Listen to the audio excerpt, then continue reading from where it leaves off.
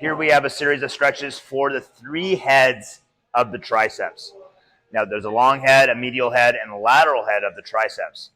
There's a seated version, and then there's a quadruped version where your arms are posted up on the bench.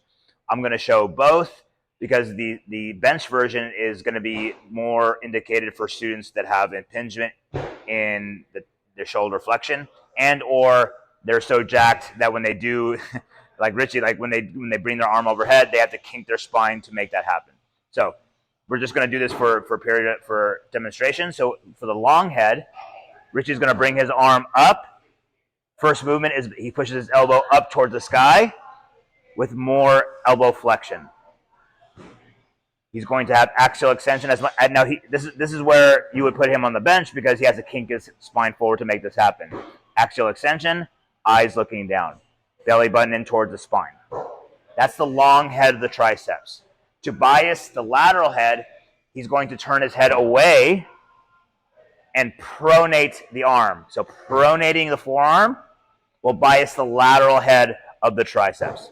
So turning his head away, pronation.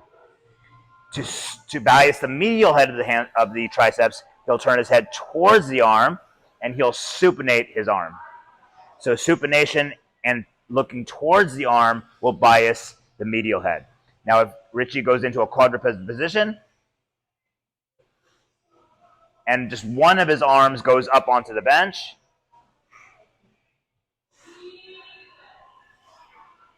so here we avoid coming across the body. He goes into elbow flexion, biasing the long head, and then you can do the same rotations, the pronation, supination, and turning this head into away from the arm or towards the arm. And then because the long head crosses into the shoulder cars are acceptable, elbow cars are also acceptable, and if you're stretching more the lateral head and the medial head, it's going to be more elbow cars.